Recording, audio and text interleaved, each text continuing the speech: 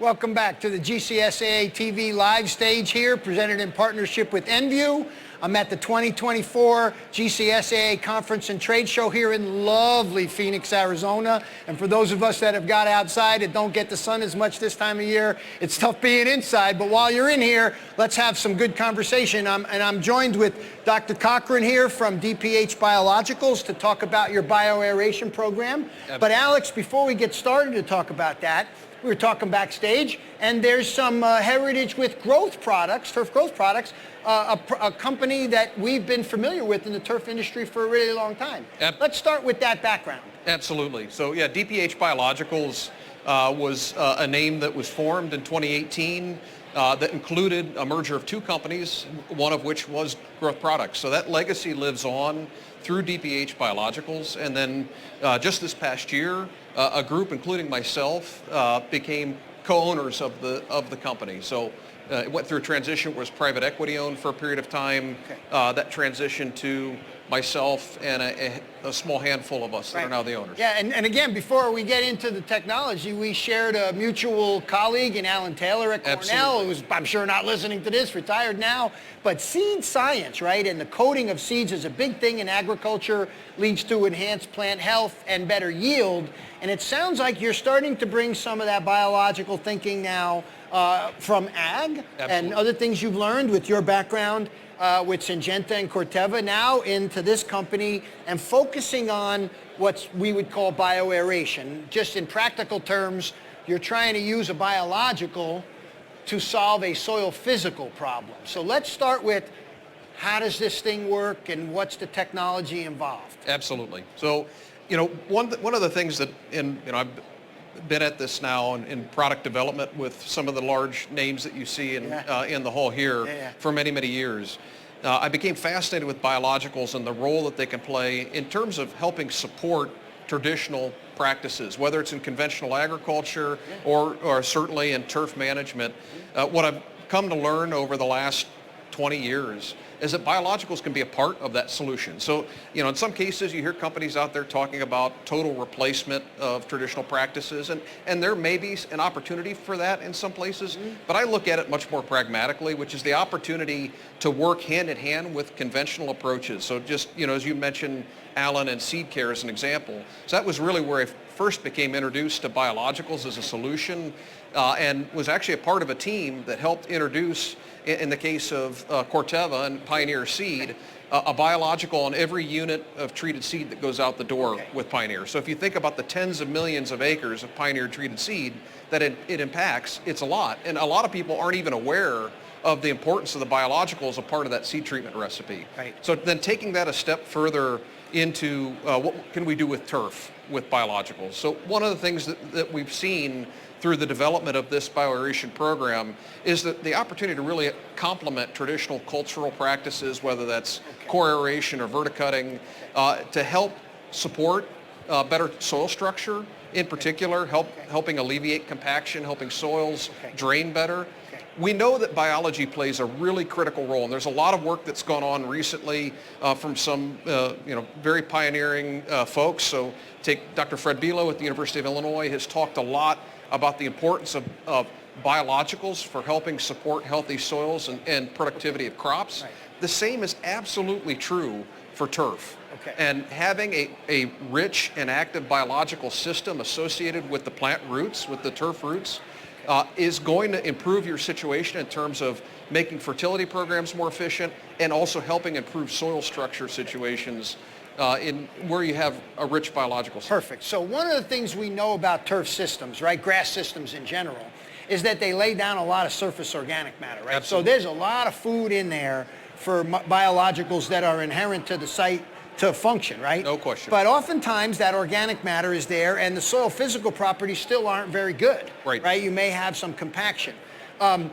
Does in the work you've seen other places, does the interaction with the existing organic matter enhance? Because, you know, they're always trying to manage organic matter and we do a lot of coring and otherwise. So let's start with a little bit more about, you got a very organic rich system.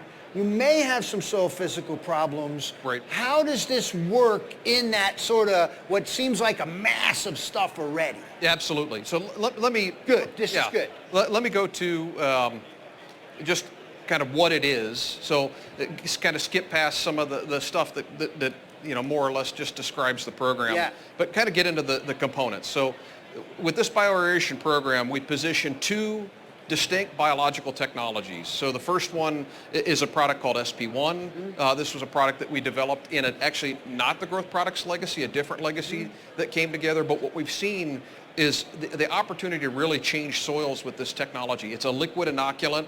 It contains a consortia of bacillus bacteria as well as green microalgae and a humus extract that's a rich source of organic carbon.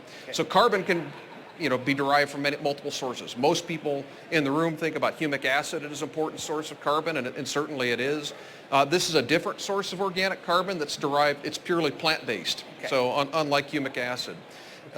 So again, the main focus there... That's the first part. That's the first part. Okay. The second part, and getting to your question about organic matter, is around Residus WS. So this is a technology that the focus is recycling organic matter. Okay. So it contains also a consortia of bacillus bacteria, but in addition, it has two fungi.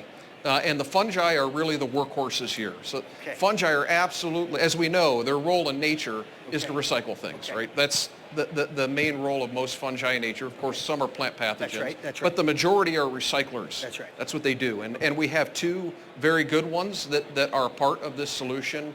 And the idea there is to degrade organic material, whether that's thatch at the surface, and of course that's an important role of this solution, is to help reduce thatch layer, which can be an important reservoir for disease. It's also a rich source of nutrients, right? Perfect. There's a lot of free fertilizer that's trapped in all of that dead material. Well, and then, we know, as you know as a microbiologist, there's always this competition for the nitrogen between the plants and the microbes themselves. As scientists, data.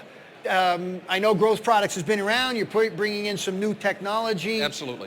When you say the soil changes, yes, can you quantify that around certain parameters? What are they? Absolutely. So I'll touch on just a couple of points. So we partnered in our past with multiple universities, including Texas A&M and Michigan State, and I'll highlight those two here.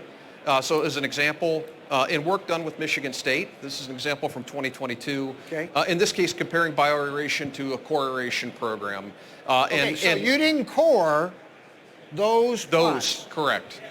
So specifically looking at turf quality, and this is multiple assessments. You can see the dates up there that are being highlighted. So combined at a 1 to 9 turf quality scale. So a subjective scale.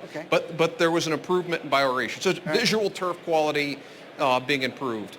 This is, probably, even more significant because we're talking about soil compaction. So this is work from Texas A&M where they looked at, on the top, a combination of different cultural practices, whether that's aeration or verticutting, without the bioaeration program, so minus DPH. So is that a Clegghammer measure? That's not a bulk density measure. That's a PSI measure. So it's a PSI measure, using putting a penetrometer. A penetrometer, correct. Okay. And then on the bottom, you can see plus DPH. So this is the DPH, those two biological components. And the interesting part was aeration and verticutting both, really not a change compared to the, even above minus. But if you look at just DPH products, no cultural practice, that's what CP means. It had the best compaction score, and it was statistically significant. You can see the statistics. So lower numbers better. Lower numbers better. You want lower compaction numbers. That means a softer playing surface. Okay. All right. So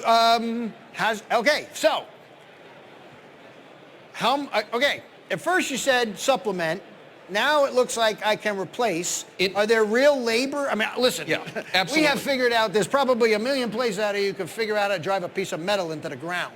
Sure. Right? And we love it. Absolutely. We got 100 people core and we love it. Yes. Are you saying we don't get to do that anymore? Well, so it depends on your I can see the guys twitching now, not being able to it depends on your situation. So I want to highlight an example of a real-world situation. So Grand Park is a facility. It's actually my hometown in Westfield, Indiana. Sports field. It's 400 acres of recreational fields. It's one of the largest in the country. Okay, yeah.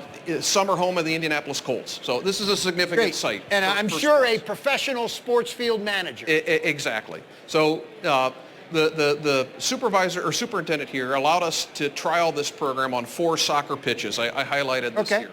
And we looked at different programs, either 2 applications of bioaeration, spring, fall, or 4, which would include 2 applications during the summertime. So that's best. Let's stop there for a second. Go back. That's best practices right there. Which one of those is best practices? So that's a great question, and I'll come back to it because it actually depends on how aggressively you want to manage the situation. Okay. So traditional practice at this site is 5 to 6 core aerations a year. Right. That's what they traditionally do. That was field 19 in this example, or treatment 4. So field 19 and field 21 are adjacent to each other. There's no actual line there. You can see the culvert, the drainage ditch that separates them. Field 21 in this picture had 1 application in April. Okay. And I took that picture August 28th. All right, hold on a second now. Okay. We love these before and after pictures, don't we? Or side-by-side things. Well, what about nutrients? Seeing is believing. How come that can't that be nutrients? It may not be fixing a physical problem. It may actually just be releasing nutrients that are or there. it's the the biology helping release nutrients. That's the point. Yeah. And at the end of the day, does it really matter if you're getting that's the point. Better quality turf, right? Exactly right. Okay, so best practices. Right. Let's get to the best practices as we start to wrap up. So on heavy play, and just as an example, I do want to highlight, we did actually, working with a partner, Biomakers, we did a metagenomic analysis of those 2 fields, grid sampled. We saw a clear change in soil biology that was positive in the field that I showed. And this is the year after, before any application was made. So visually, you could still see a difference. Now, field 22 had 4 applications. And if you talk to Ryan, the superintendent here, Ryan Fisher, excellent superintendent, he would tell you the 4 application program for them was the best program. This is a highly trafficked situation. So best practices in highly trafficked, I would recommend likely 4 applications. In a homeowner lawn, 1. Really. Golf course putting green. Golf course putting green. Golf course putting green, 2 to 4 typically. Okay. Per year?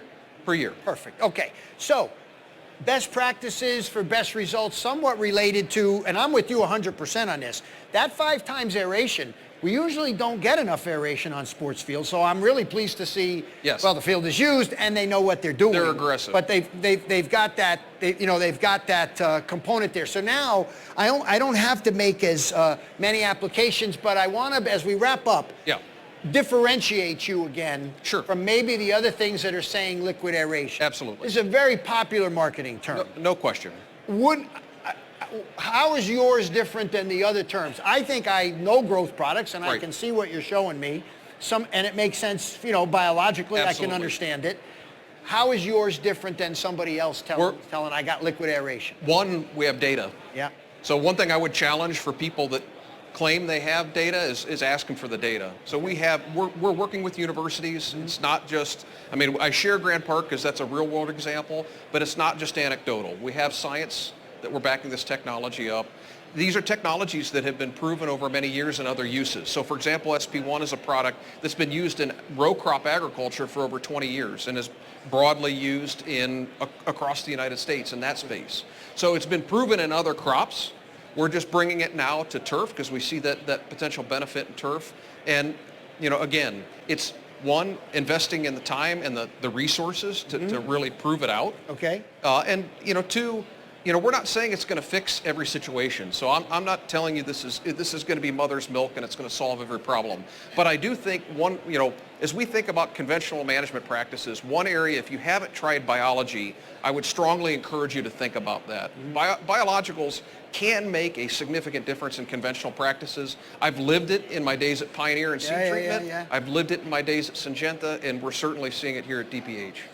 It's so great to have you here, Alex. Absolutely. And I'm really excited about this technology you're bringing. Really appreciate you having that data. And of course, from a scientist perspective, you can never have enough data. So Absolutely. I really appreciate you taking the time to join us. I'm Frank Rossi. I'm so excited to be on the GCSAA TV live stage here at the GCSAA TV live stage, in partnership with NView, here at the 2024 GCSAA conference and show. We'll be back with some more segments later on. Really appreciate Alex taking the time to join us. We'll be right back.